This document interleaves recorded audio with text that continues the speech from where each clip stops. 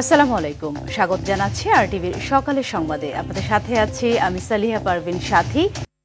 নির্বাচনের সুনির্দিষ্ট রোডম্যাপ চাইতে কাল প্রধান উপদেষ্টার সাথে বৈঠকে বসতে যাচ্ছে বিএনপি। তবে আলটিমেটাম নয়, আলাপ আলোচনার মাধ্যমে সমাধান আসবে বলে মনে করেন বিএনপির স্থায়ী কমিটির সদস্য সালাউদ্দিন আহমেদ। নির্বাচন ছাড়া ক্ষমতা দীর্ঘ করে কাউকে সুযোগ করে দিলে জাতি মেনে নিবে না বলেও হুঁশিয়ারি দেন তিনি। রিপোর্ট করছেন জাহিদ রহমান। রাজনৈতিক দলগুলোর সাথে এর আগে প্রধান উপদেষ্টার একাধিক বৈঠকে নির্বাচনী রোডম্যাপ দেওয়ার আশ্বাস থাকলেও বাস্তব চিত্র ভিন্ন। দিন যত গড়াচ্ছে ক্ষমতাকে দীর্ঘ করতে সরকারের ভেতরে থাকা একটি গোষ্ঠীর নানা রকম বক্তব্য নির্বাচন নিয়ে ধোঁয়াশা সৃষ্টি করছে বলে মনে করেন বিএনপির স্থায়ী কমিটির সদস্য সালাউদ্দিন আহমেদ। উদ্দেশ্য প্রণোদিত একটি গ্রুপ বিভিন্নভাবে বক্তব্য প্রতিষ্ঠা করার চেষ্টা করছেন যে নির্বাচিত সরকার আসলেই আগের মতো হবে। সেই জন্যই আমরা মনে করি যে এই বিষয়টি পরিষ্কার হওয়া দরকার এবং আমরা প্রধান উপদেষ্টার কাছে স্পেসিফিক রোড ম্যাপ চাইব, যেটা তিনি জাতির সামনে প্রদান করবেন। সামাজিক অর্থনৈতিক সহ সব ধরনের অস্থিরতা কাটাতে নির্বাচনী রোডম্যাপ প্রয়োজন। প্রধান উপদেষ্টাকে বিএনপি এটা বোঝাতে সক্ষম হবে বলে আশা করেন তিনি। ডিসেম্বরের আগে জাতীয় সংসদ নির্বাচন অনুষ্ঠিত হতে যাচ্ছে, এইরকম সিদ্ধান্তটা যখন আসবে তখন এই জাতীয় রাজনৈতিক অস্থিরতাটা, বিভিন্ন রকমের অস্থিরতাটা বন্ধ হবে। ফ্যাসিবাদ মুক্ত পরিবেশে গণতন্ত্রকে আরো শক্তিশালী করার পক্ষে দেশের সবচেয়ে বড় রাজনৈতিক দল বিএনপি ভূমিকা রাখবে বলে মন্তব্য করেন এই নেতা। গণতান্ত্রিক প্রক্রিয়ায় আমরা যে কথাবার্তা বলছি এবং বিভিন্ন সমিতিতে আমাদের বক্তব্য প্রদান করছি বা প্রেসের মাধ্যমে জানাচ্ছি, এটাও কিন্তু গণতান্ত্রিক প্রক্রিয়ায় আন্দোলন। সবসময় রাজপথে আন্দোলন করে দাবি জানাতে হবে এমন কোনো কথা নেই। তা আমরা আলাপ আলোচনাতে বিশ্বাস করি। সফলভাবে রাষ্ট্র পরিচালনায় সরকার চাইলে অন্যান্য রাজনৈতিক দলগুলোর মতো বিএনপিও সহযোগিতা চালু রাখবে বলে জানান সালাউদ্দিন আহমেদ। এখন গণঅভ্যুত্থানের আকাঙ্ক্ষা। জাহিদ রহমান, আরটিভি, ঢাকা।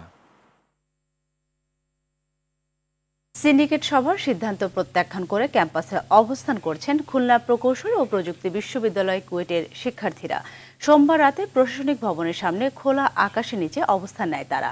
আজ দুপুরে পরবর্তী সিদ্ধান্তের কথা জানাবে আন্দোলনকারীরা। গেল রাতে বিশ্ববিদ্যালয়ের জরুরি সিন্ডিকেট সভা অনুষ্ঠিত হয়। বিশ্ববিদ্যালয়ের সকল শিক্ষা কার্যক্রম আগামী 4 মে থেকে শুরু এবং আবাসিক হল 2 মে থেকে খুলে দেওয়ার ঘোষণা দিয়েছে কর্তৃপক্ষ। এছাড়া গেল 18 ও 19 ফেব্রুয়ারি ক্যাম্পাসে সংঘর্ষের ঘটনায় জড়িত থাকার অভিযোগে 37 জন শিক্ষার্থীকে সাময়িকভাবে বহিষ্কার করা হয়েছে। কুয়েটের public relations officer Shaheduzzaman Sheikh press বিজ্ঞপ্তিতে এ তথ্য নিশ্চিত করেন।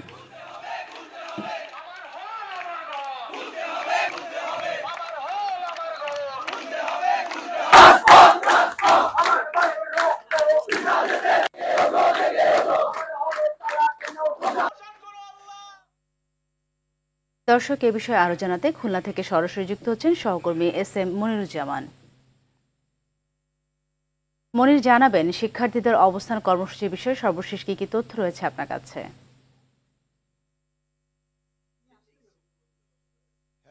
যেমনটা বলছিলেন, গতকাল কুয়েটের 101তম সিন্ডিকেট সভা অনুষ্ঠিত হয়েছে এবং এই সিন্ডিকেট সভায় যে 37 জন শিক্ষার্থীকে সাময়িক বহিষ্কার করা হয়েছে, সেই সঙ্গে আরও 2টি সিদ্ধান্ত গ্রহণ করা হয়েছে। 2 তারিখ থেকে সকল হল খুলে দেবেন এবং 4 তারিখ থেকে সকল কার্যক্রম শুরু করবেন। অপরদিকে শিক্ষার্থীরা কিন্তু তাদের এই সিন্ডিকেট সভার যে সিদ্ধান্ত, এই সিদ্ধান্ত প্রত্যাখ্যান করে তারা বলেছেন তাদের যে 37 জন রয়েছে তাদের মধ্যে যদি কোনো সাধারণ শিক্ষার্থী থাকে তাহলে তারা কিন্তু কর্মসূচি ঘোষণা করবেন। তারা আগামীতে বিভিন্ন কর্মসূচিতে যাবেন, এমনটাই বলেছেন। আমি এখন কথা বলবো একজন শিক্ষার্থীর সাথে, তিনি জানাবেন তাদের প্রতিক্রিয়া, যে তাদের যে শিক্ষার্থীদের সাময়িক বহিষ্কার করা হয়েছে এ বিষয়ে তারা কোনো কর্মসূচি গ্রহণ করবেন। দেখেন, সর্বপ্রথম বলতে গেলে যে তদন্ত কমিটি গঠন করা হয়েছিল, সাধারণ শিক্ষার্থীরা সেই তদন্ত কমিটিকে প্রথম দিনই হচ্ছে এই তদন্ত কমিটিকে করছিল, মেনে নেই, তদন্ত কমিটিকে প্রত্যাখ্যান করছিল। এখন যে এই তদন্ত কমিটির যে সিদ্ধান্তগুলো আসতেছে, সেই সিদ্ধান্তের ভিতরে আমরা বুঝতে পারছি যে তারা সাধারণ শিক্ষার্থীদেরকেও ফাঁসানোর চেষ্টা করতেছে। যদি একজন সাধারণ শিক্ষার্থীদেরকেও ফাঁসানোর চেষ্টা করা হয়, যারা আন্দোলন করতেছে, যারা নির্দোষ, তারা তারা তখন হচ্ছে আমরা আরো কঠোর কর্মসূচির দিকে যাব। যেমন আজকের আমাদের 12টার দিকে মেক কুয়েট ফ্রি এগেইন এমন একটা কর্মসূচি দেওয়া হয়েছে। তো এই আমাদের 12টার দিকে দুর্বার বাংলায় আমাদের সকল শিক্ষার্থীরা আসতেছে, আর সারা বাংলাদেশেও এর জন্য আজকের বিক্ষোভ কর্মসূচি রাখা হয়েছে। হ্যাঁ, যেমনটা শুনছিলেন, শিক্ষার্থীরা তাদের এই যে সিন্ডিকেট সভার সিদ্ধান্ত, সেই সিদ্ধান্ত প্রত্যাখ্যান করেছেন এবং দুপুর 12টা থেকে তারা কিন্তু আবার নতুন কর্মসূচি ঘোষণা করবেন, এমনটাই কিন্তু তারা জানিয়েছিলেন। সাথী, এই ছিল কুয়েট ক্যাম্পাস থেকে ছাত্রদের আন্দোলনের সর্বশেষ তথ্য। অসংখ্য ধন্যবাদ আপনাকে।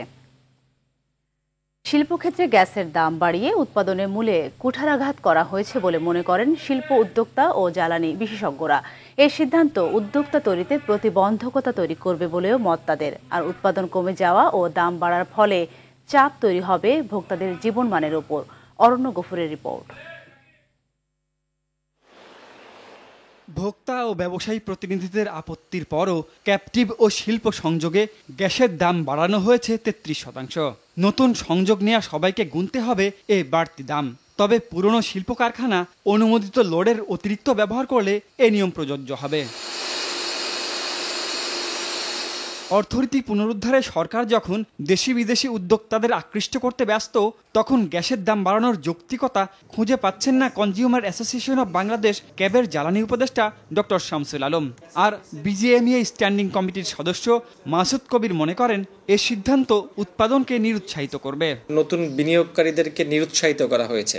যে ইন্ডাস্ট্রিগুলো অলরেডি এক্সিস্টিং আছে, তো তার প্রাইস যদি আমার 10 টাকা কম থাকে বা 15 টাকা কম থাকে, আর যে নতুন ইনভেস্টমেন্ট করবে সকল চ্যালেঞ্জ নিয়ে যখন ইনভেস্ট করবে, তখন অটোমেটিক্যালি আমার ইন্টারনাল ইন্ডাস্ট্রিগুলোর মধ্যেও কিন্তু কম্পিটিশন করে কিন্তু সে যে নতুন আসতেছে তার প্রাইসটা বেশি দিতে হচ্ছে। গ্যাস কিনে তা দিয়ে পণ্য উৎপাদন করা, সেবা উৎপাদন করা এবং মুক্তবাজার অর্থনীতিতে দেশে এবং বিদেশের বাজারে টিকে থাকা, এটা বাংলাদেশের মতো দেশের শিল্প উদ্যোক্তাদের পক্ষে সম্ভব নয়।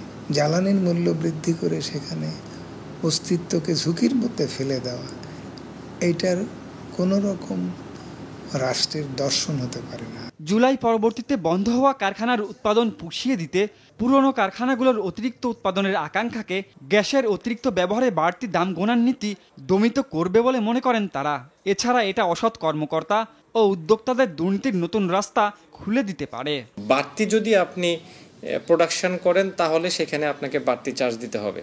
তার মানে আপনি প্রোডাকশনকে আপনি ডিমোরালাইজড করছেন, আপনি সেখানে নিরুৎসাহিত করছেন। সকল ইন্ডাস্ট্রিগুলোর কিন্তু একই লেভেলে কিন্তু সারা বছর প্রোডাকশন থাকে না। তো এটা যদি এইভাবে সমন্বয় করা যেত যে আমার সারা বছরের যে প্রোডাকশন এবং আমার যেই কনজামশন আমাকে বরাদ্দ করা হয়েছে, এটাকে যদি সারা বছরের 12 মাসের আমার প্রোডাকশন দিয়ে যদি এটাকে অ্যাভারেজ করে যদি এই বাড়তি ধার্যটা সেখানে দেওয়া যেত, তাহলে হয়তো ফ্যাক্টরিগুলো অন্তত একটা রিলিফ পেত। এটা বড় কথা হচ্ছে যে আমাদের উৎপাদন ব্যয় বৃদ্ধি করে আমাদেরকে বাজারে প্রতিযোগিতায় অনুপযুক্ত করে দেওয়া, এবং আমরা বাজারে টিকে থাকতে পারবো না। আমরা বাজার থেকে আমরা বিলুপ্ত হয়ে যাব, এবং বিলুপ্ত হয়ে গেলে আমাদের এই বাজারটা আমদানি বাজারে পরিণত হয়ে যাবে।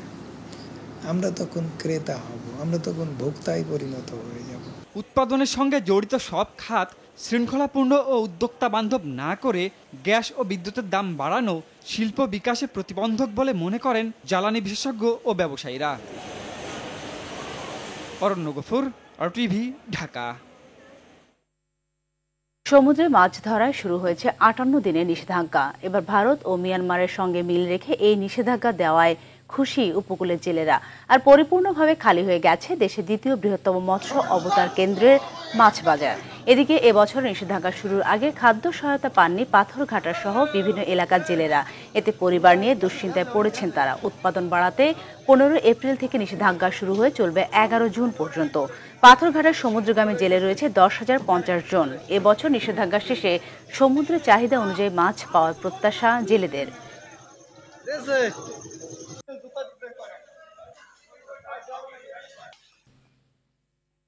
দক্ষিণাঞ্চলে উপকূলীয় এলাকার বনাঞ্চল হরিণঘাটা তীব্র ভাঙনের কবলে পড়ে প্রতিদিনই সাগরে বিলীন হচ্ছে বনের গাছ।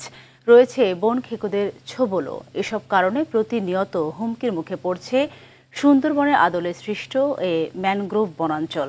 তৌহিদুল ইসলাম শুভর প্রতিবেদন, জানাচ্ছেন লামিয়া তানজিন মাহমুদ।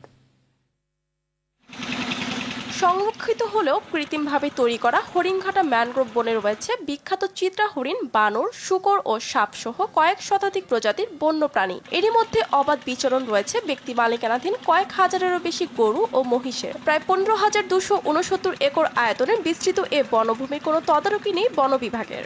আগের চেয়ে বন অনেকটা কমেছে। জলবায়ু পরিবর্তনের ফলে যে বনের পাশে যে নদী ভাঙ্গনের ফলে বন ধ্বংস হচ্ছে। এই জঙ্গল তো পরবর্তীতে আমাদের দেখতে আসার মতো কিছু থাকবে না, সব ভেঙে সব মাটি হয়ে যাবে। দেশের দ্বিতীয় বৃহত্তম শ্বাসমূলীয় এই বনটিতে জলবায়ু পরিবর্তনের বিরূপ প্রভাব পড়েছে বলে মনে করেন সংশ্লিষ্টরা। ভাঙনের ফলে এখানে যে বন্যপ্রাণী আছে যেমন শূকর, হরিণ ইত্যাদি, এগুলো এখন লোকালয়ে ঢুকে লোকালয়ের লোকজনকে খুব ডিস্টার্ব করতেছে। নালদিয়া চরটি সুরক্ষার জন্য সরকার উদ্যোগ নিতে পারে, সেটা জিও ব্যাগ ফেলে হোক অথবা ব্লক দিয়ে হোক। এছাড়া প্রশাসনের নীরবতায় অবাধে গাছ কেটে নিচ্ছে অসাধু মহল। ইতিমধ্যে আমরা ঊর্ধ্বতন কর্তৃপক্ষের কাছে জানিয়েছি যে এগুলো হলো ব্লক দিয়ে বেড়িবাঁধ তৈরি করার জন্য, যাতে হলো আমাদের এই বনাঞ্চলটা রক্ষা পায় এবং একই সাথে এখানে যে জীবজন্তুগুলো আছে তারাও যেন হলো অবাধে বিচরণ করতে পারে। প্রাকৃতিক দুর্যোগ মোকাবেলায় গুরুত্বপূর্ণ সবুজের এই সমারোহ, তাই এ বনাঞ্চল রক্ষায় কঠোর হবে প্রশাসন, এমনটাই দাবি স্থানীয়দের। লামিয়া তানজিন মাহমুদ, RTV। ভিসা জটিলতায় দিনাজপুরে হিলি ইমিগ্রেশন চেকপোস্ট দিয়ে উল্লেখযোগ্য হারে কমে গেছে যাত্রী পারাপার। ভিসা পেতে বিলম্বের কারণে দুর্ভোগে পড়েছেন চিকিৎসা, ব্যবসা, ভ্রমণ ও শিক্ষাসহ নানা কাজে ভারতে যাওয়ার যাত্রীরা। সরকার পতনের আগে প্রতিদিন 400 থেকে 500 যাত্রী পারাপার হলেও বর্তমানে তা নেমে এসেছে 150 থেকে 180 জনে। এদিকে যাত্রী পারাপার কমে যাওয়ায় কমেছে সরকারের রাজস্ব আহরণ। হিলি থেকে আব্দুল আজিজের পাঠানো তথ্যচিত্রে বিস্তারিত জানাচ্ছেন আব্দুল হামিদ। যাত্রী খরায় ভুগছে একসময় কর্মচাঞ্চল্যে ভরা দেশের দ্বিতীয় বৃহত্তম হিল স্থলবন্দর। আমদানি রপ্তানি কার্যক্রম স্বাভাবিক থাকলেও স্থবিরতা তৈরি হয়েছে পাসপোর্টধারী যাত্রীদের যাতায়াতে। বিগত কয়েক বছর ধরে ধারাবাহিকভাবে কমছে এই বন্দর দিয়ে যাত্রী যাতায়াতের সংখ্যা। যাত্রী খরা সবচেয়ে বেশি লক্ষ্য করা যায় 2025 সালের শুরুতে। জানুয়ারিতে 5,690 জন যাতায়াত করলেও ফেব্রুয়ারিতে এই সংখ্যা দাঁড়ায় 5,019 জনে। এর আগে 2023 সালের আগস্টে 17,258 জন হিলি স্থলবন্দর দিয়ে যাতায়াত করলেও 2024 সালে তা কমে দাঁড়ায় 11,214 জনে। 23 নভেম্বরে 19,532 জন যাত্রী যাতায়াত করলেও 2024-এ তা কমে দাঁড়ায় 7,796 জনে। 5 আগস্টের পর ভারত নতুন করে ভিসা ইস্যু না করায় বিপাকে পড়েছেন বন্দরটি দিয়ে যাতায়াত করা পর্যটক ও আমদানিকারকরা। তবে যেসব ব্যবসায়ীদের বিজনেস ভিসার মেয়াদ আছে তারাই শুধু যাতায়াত করতে পারছে, তাও এর সংখ্যা খুবই নগণ্য। আমার ভার্সিটিতে ক্লাস শুরু হয়ে গেছে, তাই আমি যাচ্ছি। ভিসার জটিলতা আমাদের জন্য খুবই বাজে সিচুয়েশন। ভিসার জন্য অনেক ক্রাইসিস হচ্ছে আমাদের। মেডিকেল ভিসা ছাড়া তো ভিসা দিচ্ছে না, যে কোনো কাজে যাইতে হতেই পারে। যদি এই ভিসাটা অতি শীঘ্র চালু করে তাহলে আমাদের সবার জন্য খুব ভালো। ইন্ডিয়া থেকে নতুন করে বিজনেস ভিসা দেওয়া হচ্ছে না এবং সাধারণ ভিসাও দেওয়া হচ্ছে না। দুই দেশেরই ব্যবসা বাণিজ্য সচল রাখার স্বার্থে বিজনেস ভিসাটা ব্যবসায়িকদের দেওয়া উচিত। ভিসা বন্ধ থাকার কারণে হিলি চেকপোস্ট দিয়ে বর্তমানে পাসপোর্টধারী যাত্রীদের পারাপার কম বলছেন এই কর্মকর্তা। পূর্বের ভিসাগুলো দিয়েই যাত্রীরা এই পর্যায়ে যাতায়াত করেছে, তবে সাম্প্রতিক সময়ে এই যাত্রী সংখ্যা অ্যাভারেজ 180-তে নেমে এসেছে। মূলত ভারতীয় ট্যুরিস্ট ভিসা বন্ধ থাকার কারণেই হিলি ইমিগ্রেশন চেকপোস্ট দিয়ে যাত্রী আগের তুলনায় অনেক কমে গেছে। যাত্রী পারাপার কমেছে সরকারের রাজস্ব আহরণ। দ্রুত বিজনেস ও ট্যুরিস্ট ভিসা চালু করে আমদানিকারক ও পর্যটকদের যাতায়াতের সুবিধা নিশ্চিতের দাবি জানিয়েছেন ভুক্তভোগীরা। আব্দুল হামিদ, RTV। চট্টগ্রাম নগরীর এনায়েত বাজার গোয়ালপাড়ার মালিপাড়া বস্তিতে আগুনে 15 থেকে 20টি ঘর পুড়ে গেছে। ভোরে এই অগ্নিকাণ্ডের ঘটনা ঘটে। এ সময় আগুন লাগার খবর পেয়ে ফায়ার সার্ভিসের 5টি ইউনিট ঘটনাস্থলে পৌঁছে আগুন নিয়ন্ত্রণে আনে। এ বিষয়ে আগ্রাবাদ ফায়ার সার্ভিসের senior station officer Khalilur Rahman জানান, গ্যাস সিলিন্ডার থেকে আগুনের সূত্রপাত হয়ে থাকতে পারে, তবে আগুন পুরোপুরি নিয়ন্ত্রণে আনার পর কিভাবে আগুন লেগেছে তা জানা যাবে। এদিকে বস্তির বাসিন্দারা জানান, ভোরে সবাই ঘুমন্ত অবস্থায় থাকায় ঘর থেকে কোনো আসবাবপত্র বের করতে পারেননি তারা।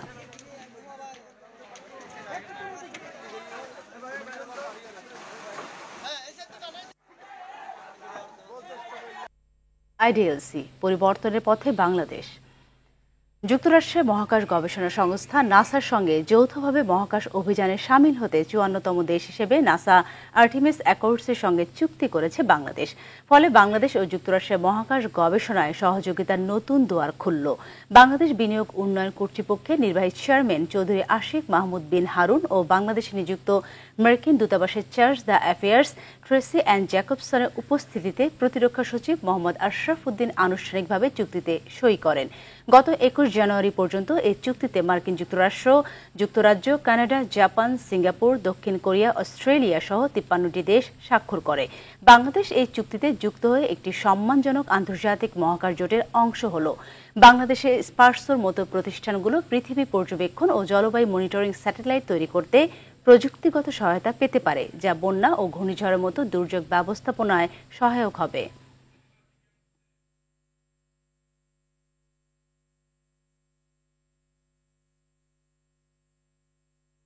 এবার আন্তর্জাতিক প্রসঙ্গ। নাইজেরিয়ার মালভূমি রাজ্যে বন্দুকধারী গুলিতে অন্তত ৫০ জন নিহত হয়েছে।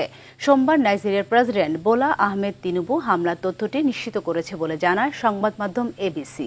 গেল রোববার দেশটির স্থানীয় সময় রাতে জিকে ও কিমাপকা গ্রামে এই হামলা চালানো হয়। একজন মুসলিম ফুলানি রাখাল বন্দুক হাতে খ্রিস্টান সম্প্রদায়ের কৃষকদের খেতে প্রবেশ করে গুলি বর্ষণ করতে থাকে। অঞ্চলটিতে মুসলিম ফুলানি রাখাল ও খ্রিস্টান কৃষকদের মধ্যে জমি নিয়ে দীর্ঘদিন ধরে বিরোধ চলে আসছিল, যা প্রায় সহিংসতায় রূপ নেয়। এদিকে হামলার ঘটনায় শোক জানিয়েছেন দেশটির প্রেসিডেন্ট বোলা আহমেদ তিনুবু। তিনি নিহতদের পরিবারের প্রতি সমবেদনা জানানোর পাশাপাশি ঘটনার কারণ উদ্ঘাটনের তদন্তের নির্দেশ দিয়েছেন।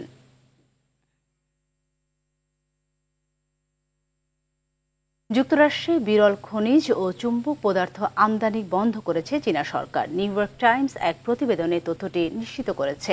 আমদানি বন্ধে ইতিমধ্যে বিভিন্ন চীনা বন্দরে চুম্বকের চালান পাঠানো বন্ধ করে দিয়েছে চীনা প্রশাসন। ফলে পশ্চিমা বিশ্বে অস্ত্র, ইলেকট্রনিক্স ও বিভিন্ন ধরনের ভোগ্যপণ্য তৈরিতে ব্যবহৃত খনিজ পদার্থের সরবরাহ কমে গেছে। চীনের এই সিদ্ধান্ত শুধু যুক্তরাষ্ট্র নয়, বিশ্বজুড়ে অটো নির্মাতা প্রতিষ্ঠান, অ্যারোস্পেস নির্মাতা ও সেমিকন্ডাক্টর কোম্পানিগুলোকে হুমকির মুখে ফেলবে বলে ধারণা করছে বিশ্লেষকরা। এর আগে ডোনাল্ড ট্রাম্প ট্রুথ সোশ্যালে করা পোস্টে জানান, যেসব দেশের সঙ্গে যুক্তরাষ্ট্রের বাণিজ্য ভারসাম্যহীনতা রয়েছে সেসব দেশের উপর বাড়তি শুল্ক আরোপ করবে যুক্তরাষ্ট্র। ফিলিস্তিনে অবরুদ্ধ গাজা উপত্যকায় ইসরায়েলি হামলায় সবশেষ ২৪ ঘণ্টায় আরও ৩৯ ফিলিস্তিনি নিহত হয়েছে, আহত হয়েছে শতাধিক। এ নিয়ে উপত্যকাটিতে মোট নিহতের সংখ্যা ৫১,০০০-এ পৌঁছেছে। যুদ্ধবিরতি ভেঙে দ্বিতীয় দফায় হামলা শুরুর পর থেকে এখনও পর্যন্ত ১৬০০ জন নিহত হয়েছে। এদিকে মিশরের কাছ থেকে যুদ্ধবিরতির নতুন প্রস্তাব পেয়েছে হামাস। মঙ্গলবার আল জাজিরা এক প্রতিবেদনে জানায়, হামাসের অস্ত্র সমর্পণ ছাড়া ইসরায়েলের সঙ্গে কোনো চুক্তি সম্ভব নয় বলে জানিয়েছে মিশর। এই প্রস্তাবকে একপেশে বলে মন্তব্য করেছে হামাস। এই প্রস্তাবের মাধ্যমে যুদ্ধ শেষ করতে হলে হামাসকে অবশ্যই অস্ত্র সমর্পণ করতে হবে। নেতানিয়াহুর এমন বক্তব্যের প্রতিফলন হয়েছে বলে দাবি গোষ্ঠীটির। খেলার খবর। নারী বিশ্বকাপের বাছাই পর্বের ম্যাচে আজ স্কটল্যান্ড নারী দলে মুখোমুখি হবে বাংলাদেশ। লাহোরের গাদ্দাফি স্টেডিয়ামে ম্যাচ শুরু বাংলাদেশ সময় দুপুর ৩টায়। বিশ্বকাপ বাছাইয়ের দুই ম্যাচে দুটিতেই জয় নিয়ে মূল পর্বের পথে এগিয়ে রয়েছে নিগার সুলতানার দল। মূল আসরের পথে এগিয়ে যেতে এই ম্যাচে জয়ের বিকল্প নেই টাইগ্রেসদের। এদিকে মূল আসরে খেলার সুযোগ রয়েছে স্কটিশ নারীদের। বাংলাদেশকে হারের স্বাদ দিয়ে সেই পথটাই আরও মসৃণ করতে চায় স্কটল্যান্ড। সকালের সংবাদ এ পর্যন্তই। মধ্যাহ্নের সংবাদ দুপুর ১২টায় দেখার আমন্ত্রণ রইল। ধন্যবাদ সবাইকে।